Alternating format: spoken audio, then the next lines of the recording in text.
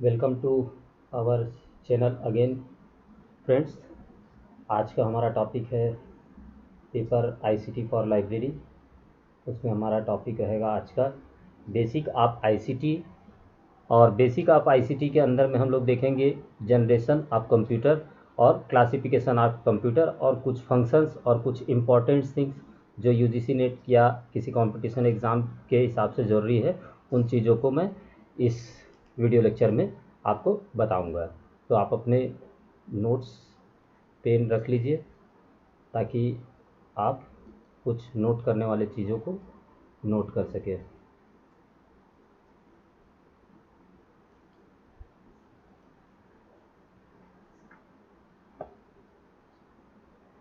वैसे general ICT के बारे में आप सभी जानते हैं, कंप्यूटर के बारे में भी जनरल थ्योरीज, ये तो जनरल थ्योरीज हम पढ़ेंगे ही। और आईसीटी का एरिया काफ़ी बड़ा एरिया है जिसमें बहुत सारे चीज़ शामिल होते हैं। और अभी करंट सिनेरियो जैसा कि आप देख रहे हैं कि पूरा आईटी बेस्ड हो चुका है। तो आईटी बेस्ड में पहले हम ये सोचा करते थे कि कंप्यूटर का पोर्शन कंप्यूटर साइंस वाले ही करेंगे, लेकिन अब ऐसा नहीं रह गया है। कंप्यूटर का पोर्शन आज हमारे जीवन का हिस्सा बन चुका है। इसलिए इस बेसिक कंप्यूटर को आपको जानना ज़रूरी है और इसके इम्प्लीमेंटेशन अब हमारी लाइब्रेरी एंड इंफॉर्मेशन साइंस में कैसे होगा। हमको किसी कंप्यूटर साइंस वालों के ऊपर बेस्ड नहीं रहना है, अपनी ही स्किल डेवलप करनी है ताकि हम अपने लाइब्रेरी में इस आईसीटी टेक्नोलॉजी को इम्प्लीमेंट कर सकें। तो आइए देखते हैं basics of ICT. Generation of computer, computer के जनरेशन को 5 जनरेशन में बांटा गया है ना। तो देखते हैं पहला जनरेशन, पहले जनरेशन में क्या क्या इम्प्रूवमेंट हुए, क्या क्या चीज़ें यूज़ की गई और कौन से टाइप के कंप्यूटर थे उस समय जो यूज़ किए जाते थे, उनके नाम, ये सारे चीज़ें आप ये मान के चलिए कि किसी भी कंपटीशन एग्ज़ाम में बेसिक्स चीज़ें यदि आप लाइब्रेरी साइंस का भी दे रहे हैं तब भी जनरल पेपर में भी ये कंप्यूटर बेसिक आईसीटी का क्वेश्चंस आता है। तो इसको थोड़ा सा ध्यान रखिए और इसमें आप किसी भी लॉजिकल तरीके से इसे याद रखने की कोशिश कीजिए या ऐसा चार्ट बनाइए जिससे आप एट ए ग्लांस देख कर पता कर सके कि फर्स्ट जनरेशन में क्या हुआ था, सेकंड जनरेशन में क्या हुआ था, थर्ड जनरेशन में। इस तरीके से आप इसको याद करने की कोशिश करेंगे तो आपको ईजिली वे में याद हो जाएगा, फिर आपके क्वेश्चंस गलत नहीं होंगे। तो देखते हैं फर्स्ट जनरेशन में हुआ ये था कि computer manufacturer using vacuum tube. जो कंप्यूटर मैन्युफैक्चरर थे उन्होंने एक वैक्यूम ट्यूब का इस्तेमाल किया। यदि आपको एग्जैक्ट आप यदि जानना चाहते हैं कि ये कैसा दिखता है, क्या था ये, तो आप इंटरनेट में सर्च करिएगा कि फर्स्ट जनरेशन ऑफ कंप्यूटर, तो आपको उसके इमेजेस भी दिखाएंगे, तो आप उस इमेज को भी देख सकते हैं ताकि आपके दिमाग में उसकी एक छवि बन सके और आपको ध्यान में रहे कि हाँ फर्स्ट जनरेशन में वैक्यूम ट्यूब इस तरीके से हुआ करता था। तो आप ऐसा करके आप अपने स्किल्स को और बढ़ा सकते हैं। ठीक है। सेकेंड देखते हैं, electronic numerical integrated and calculator, ENIAC was a first computer. ये पहला कंप्यूटर था जिसका नाम था ENIAC, electronic numerical integrator and calculator. ठीक है। और भी कंप्यूटर के इस समय टाइप्स थे जिसमें था universal automatic computer, यूनिका 1, IBM 360, IBM 701। ये कुछ एग्जाम्पल हैं जो फर्स्ट जनरेशन कंप्यूटर के थे। फिर देखते हैं सेकेंड जनरेशन कंप्यूटर में, सेकेंड जनरेशन में आपके वैक्यूम ट्यूब की जगह ट्रांजिस्टर यूज़ किए जाने लगे, है ना।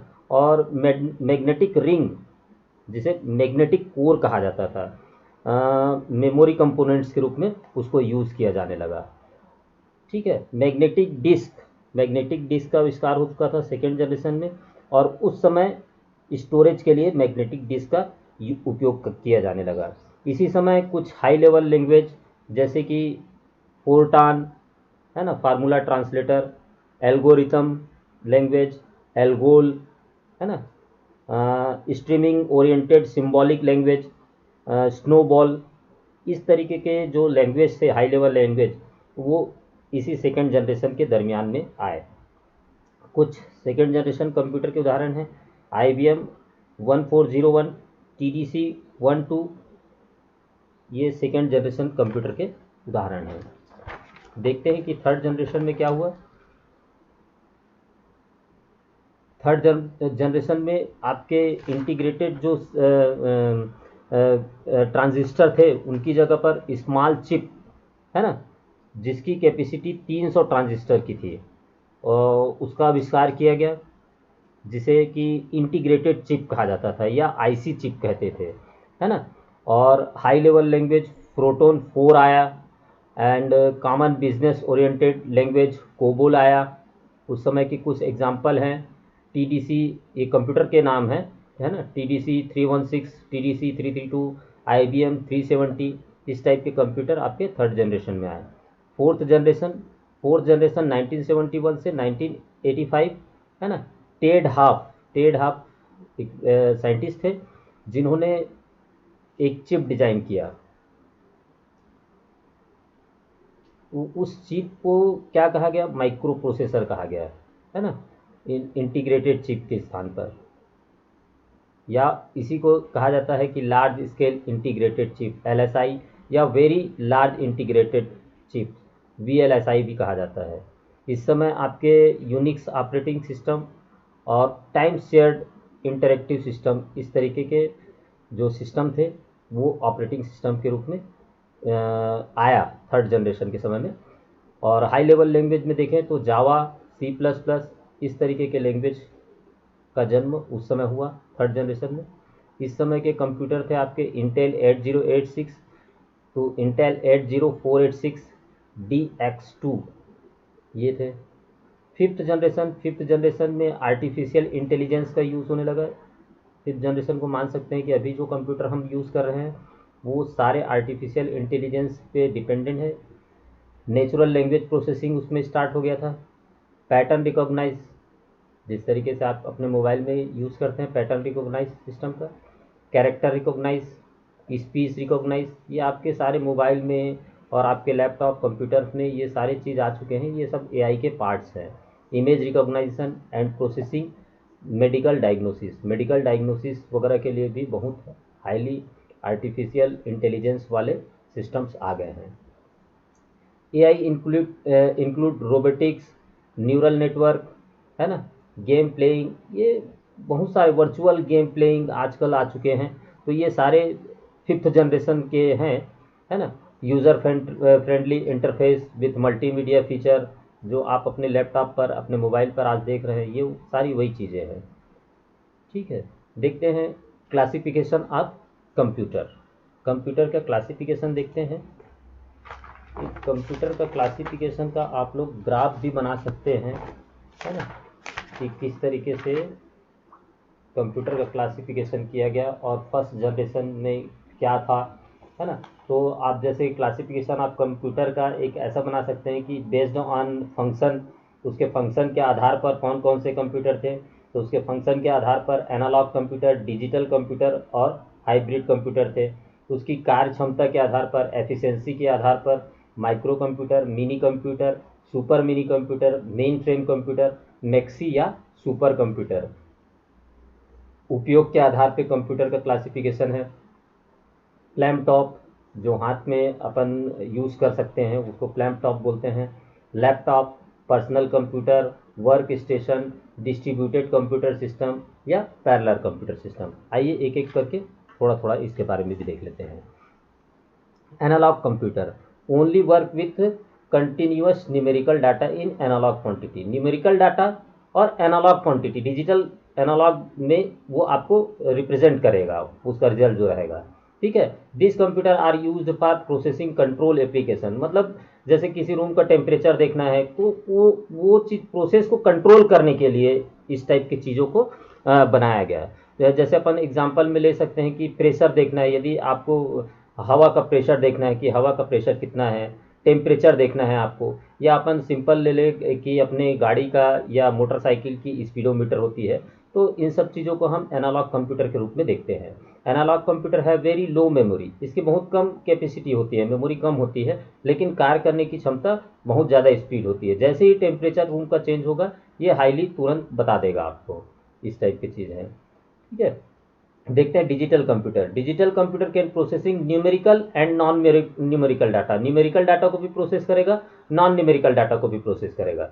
The input and output of digital computer is based on on off signal. On off signal पर काम करता है। जिस तरीके से हम लोगों का ये कंप्यूटर है उस तरीके से ये हमारा भी ऑन ऑफ सिस्टम पे काम करता है। ठीक है, example of computer that we program and use, यही है जो हम लोग प्रोग्राम बनाते हैं और यूज़ करते हैं, है ना। जितने भी अपन सिंपल प्रोग्राम देखते हैं कि जो सिस्टम सॉफ्टवेयर वगैरह देखते हैं, जो सॉफ्टवेयर वगैरह देखते हैं, जो प्रोग्रामिंग करते हैं, है ना, तो उसमें ऑन ऑफ का ही सिग्नल के हिसाब से काम होता है। ऑन मतलब हाँ, ऑफ मतलब नो, है ना, यस नो, ऑन ऑफ पे ही काम करता है, इसी बेस पे काम करता है वो। Hybrid computer, this computer use the principle of both analogue and digital. तो ये दोनों का मिक्सचर अपन बोल सकते हैं, एनालॉग कंप्यूटर और डिजिटल कंप्यूटर का। कह भी रहा है हाइब्रिड, मतलब दोनों का जोड़ से निकला हुआ कंप्यूटर। ठीक है, तो ये दोनों टाइप के आउटपुट आपको प्रदान करेगा। The hybrid computer has the accuracy of digital computer. Hybrid computer आपको एक्यूरेसी देता है डिजिटल कंप्यूटर की तरह, और स्पीड देता है एनालॉग कंप्यूटर की तरह। तो दोनों के जो बेस्ट फीचर्स हैं उसको यूज़ करके हाइब्रिड कंप्यूटर बन गया। This type of computer generally used in scientific and industrial application. इस तरीके से, इस तरीके का कंप्यूटर जो होता है वो साइंटिफिक यूज़ के लिए या इंडस्ट्रियल एप्लीकेशन वगैरह के लिए ज़्यादातर यूज़ किए जाते हैं। क्लासिफिकेशन बाय एफिशिएंसी, उसकी कार्य क्षमता के आधार पर। Micro computer, a micro computer has a micro processor chip as its CPU. इसके सीपीयू पे एक माइक्रो प्रोसेसर लगा रहता है। ठीक है, और for peripheral memory use floppy disk drive, जो लैपटॉप वगैरह हम लोग यूज़ करते हैं वही चीज़ है ना। पैराफेरल डिवाइस के रूप में फ्लॉपी डिस्क या डिस्क ड्राइव लगे होते हैं। वर्ड लेंथ 60 बीट, 32 बिट्स या 64 बिट्स। 64 बिट्स आजकल नहीं आते हैं, तो 32 बिट्स तक के आते हैं। तो ये बिट्स रहते हैं जो कंप्यूटर के आप यदि कंप्यूटर ऑपरेट करते होंगे तो माई कंप्यूटर में जब आप जाकर देखेंगे तो वहाँ पर उसके डिस्क्रिप्शन में ये सारी चीज़ दिखाई रहती है कि आपका जो कंप्यूटर है वो कितने बीट्स का है। तो वो चीज़ रहता है। ये बिट्स पे डिपेंड करता है कि आपका प्रोग्राम किस तरीके से रन करेगा। कुछ प्रोग्राम होते हैं जो 32 बिट्स पर ही रन करते हैं, कुछ प्रोग्राम होते हैं जो 62 बिट्स पर ही रन होते हैं। 16 बिट्स पहले आता था लेकिन आजकल नहीं आ रहा है, 32 बिट्स पर ही सारे प्रोग्राम काम रन कर रहे हैं आजकल।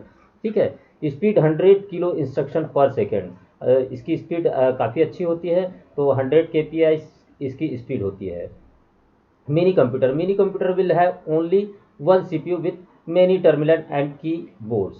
तो एक एक सीपीयू होगा और उसके साथ मेनी टर्मिनल्स जुड़े रहेंगे। हो सकता है कि मेनी टर्मिनल्स में 5 या 4 ऐसे टाइप से आपके डेस्कटॉप भी जुड़े हों, है ना, मेनी कीबोर्ड्स जुड़े हुए हों। तो इस टाइप के भी कंप्यूटर्स आते हैं, है ना। तो ये लार्ज स्केल पे यूज़ किए जाते हैं। Use by multiple user at a time. एक सीपीयू, एक जैसे अपन बोल रहे कि एक सर्वर रख दिए और 5 क्लाइंट बना दिए। एट ए टाइम पे पांचों क्लाइंट पे काम हो रहा है। सारा डाटा कहाँ जाके सेव हो रहा है, आपके सर्वर में सेव हो रहा है। तो इस तरीके का कंप्यूटर आपका कहलाता है mini computer. Memory capacity around 10 MBps की memory capacity 10 MBps। Auxiliary memory, external memory जिसको आप लोग कहते हैं मोबाइल की भाषा में, 10 GB तक की रहती है। Is also attached. Mini computer are, mini computer के टाइप दिए हैं, PDP-8, PDP-11, ये मिनी कंप्यूटर के टाइप है उसके। Super mini computer, the mini computer that use 32 bit CPU chip are called super mini computer. 32 bit जो CPU use करता है वो मिनी कंप्यूटर कहलाता है। Speed 1 million instruction per second. सिर्फ इनकी स्पीड कैपेसिटी, कार्य करने की क्षमता के आधार पर ही, इसीलिए बोला कि शुरू में बोला वो कि कार्य करने की क्षमता, यहाँ पर हम देखते हैं तो सब तो सेम सेम है ऐसा लग रहा है, लेकिन इनकी कार्य करने की क्षमता, मेमोरी कैपेसिटी, ये सब अलग अलग है। इसके कारण इसको डिवाइड किया गया है। जैसे इसकी देखिए, आपका सुपर मिनी कंप्यूटर की मेमोरी कैपेसिटी 512 KB से एक GB 10 GB तक की है, एक, है ना। फिर देखते हैं mainframe computer, they are also called midi computer, midi computer भी कहते हैं। That use 32 bit, 48 bits or 64 bits. ये देखिए यहाँ पर 48 बिट्स वाले भी हैं, 64 बिट्स वाले भी हैं। ठीक है, CPU चिप है। ठीक है, memory capacity from 1 GB to 16 GB। ठीक, speed 10 million per instruction per second है। Maxi or super computer, that is use for weather prediction, है ना, कैस्ट्रोग्राफी के लिए, क्रैस्टलोग्राफी के लिए और वेदर प्रिडिक्शन के लिए यूज़ किया जाता है। 64 बिट इसकी लेंथ है। ठीक है, और memory several GB, speed several billion, मतलब काफ़ी हाई स्पीड होती है इसकी। Classification bye made of use, उपयोग के आधार पर क्लासिफिकेशन कर दिया गया है आपके कंप्यूटर्स का। तो पलम टॉप बोलते हैं जो हाथ में आ जाए, which is held in a palm or known as a palm top, है ना। For input using electronic pen, इसमें इनपुट के लिए कीबोर्ड नहीं होता, आपका इलेक्ट्रॉनिक पेन होता है, उससे आप जैसे अपन पहले एक मोबाइल आया करता था जिसमें स्टिक से अपन उसको यूज़ करते थे, या आजकल के भी मोबाइल को ले ले तो कुछ जगहों पे आप देखिएगा कि आप उंगलियां चलाएंगे तो वहाँ पर सामने स्क्रीन पर आपको लिखाता हुआ दिखेगा, है ना। Small disk storage and can be connected to wireless network, wireless network से कनेक्ट हो सकता है, वाईफाई से कनेक्ट हो सकता है, सिंपल भाषा में यदि बोले तो। Used as a mobile phone, fax and email machine, है ना। मोबाइल मोबाइल में भी यूज़ कर सकते हैं, फैक्स ईमेल वगैरह सारी फैसिलिटी रहती है कंप्यूटर की, जो भी रहती है। अपने मोबाइल को ही ले लीजिए, आप उसको पलम टॉप बोल सकते हैं, जैसे एप्पल वगैरह की मोबाइल हो गई जिसमें ज़्यादा फंक्शंस दिए होते हैं आपके लैपटॉप की तरह, तो उसको बोल सकते हैं, ठीक है। लैपटॉप पीसीस, इसके बारे में आप लोग सब जान रहे ही हो। Also known as a portable computer laptop are equipped with dual core, ये प्रोसेसर है dual core, which is 64 bit, 64 bit का भी आता है, 32 बिट का भी आता है प्रोसेसर, है ना। तो data path and processing speed 3.0 gigahertz इसकी स्पीड प्रोसेसिंग स्पीड होती है। पर्सनल कंप्यूटर पीसी आप सभी लोगों के पास होगी। अर्लियर पीसी है Intel 808 micro processor, 808 micro processor, 8086 micro processor, इसके प्रोसेसर के इसके वॉल्यूम बनते गए हैं, वो सब जो यूज़ होते थे अभी जैसे i5 वगैरह चल रहा है, i5 i6 चल रहे हैं, है ना। तो ये सब प्रोसेसर के नाम हैं, ठीक है।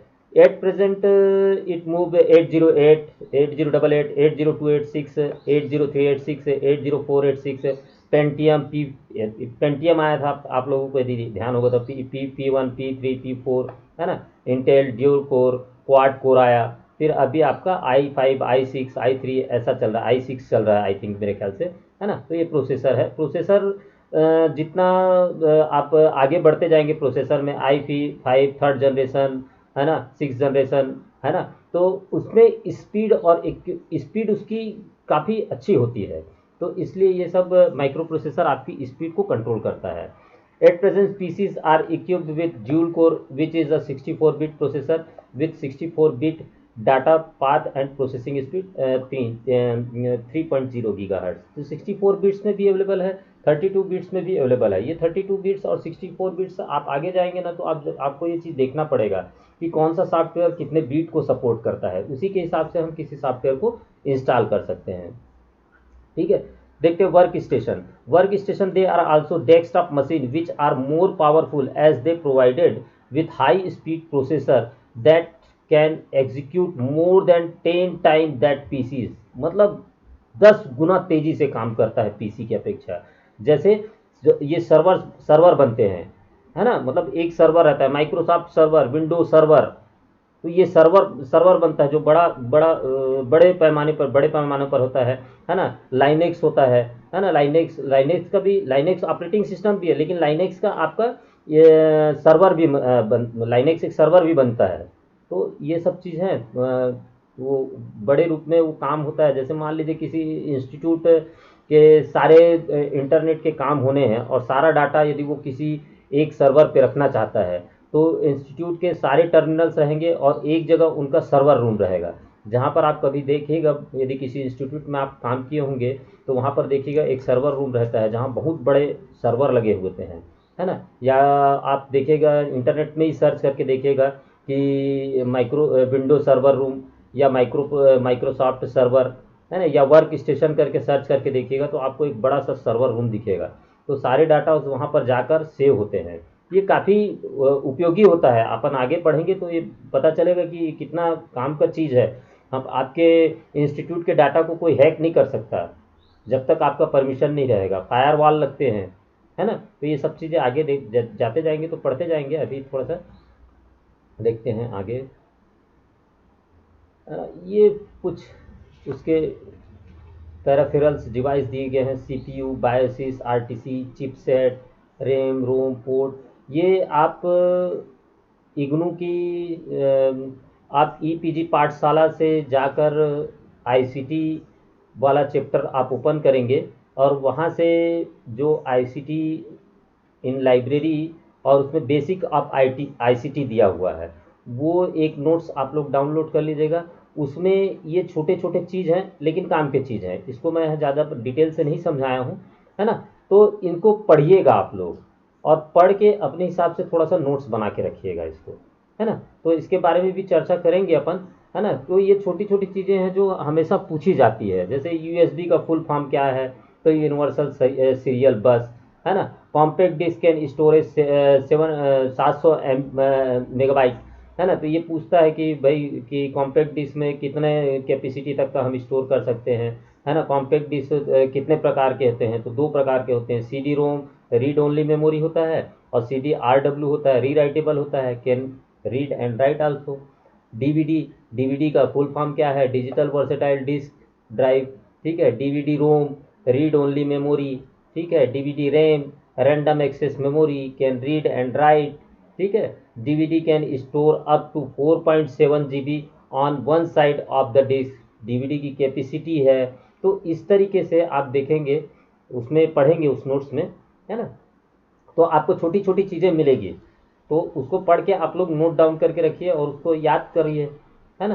तो जैसे यूएसबी फ्लैश ड्राइव, कई लोगों को ये भी नहीं मालूम होता है कि यूएसबी फ्लैश ड्राइव क्या है।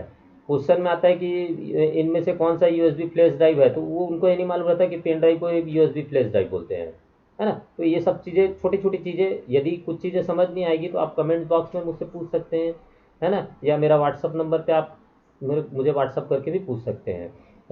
मेमोरी यूनिट है, मेमोरी यूनिट में प्राइमरी मेमोरी, प्राइमरी मेमोरी के अंदर में कौन कौन से चीज़ आते हैं, रैम आता है, रोम आता है। सेकेंडरी मेमोरी के अंदर में क्या आता है, सीडी डीवीडी रोम आता है, ऑप्टिकल मैग्नेटिक आता है, ब्लू रेड डिजिटल ऑप्टिकल आता है। आप वहाँ जाएंगे तो पढ़ेंगे कि ऑप्टिकल मैग्नेटिक डिस्क के रूप में कौन कौन से चीज़ ऑप्टिकल मैग्नेटिक डिस्क के रूप में आते हैं। तो ये सारी चीज़ें दी हुई है, तो आप थोड़ा सा उसको भी स्टडी करिए। और इसके अलावा कंप्यूटर के और भी कहीं से नोट्स यदि आपको मिलते हैं तो आप बिल्कुल उसको पढ़ सकते हैं, क्योंकि मेरा सोच ये है कि जितना ज़्यादा आप पढ़ेंगे, है ना, तो more information make a more knowledge and more knowledge make a wisdom.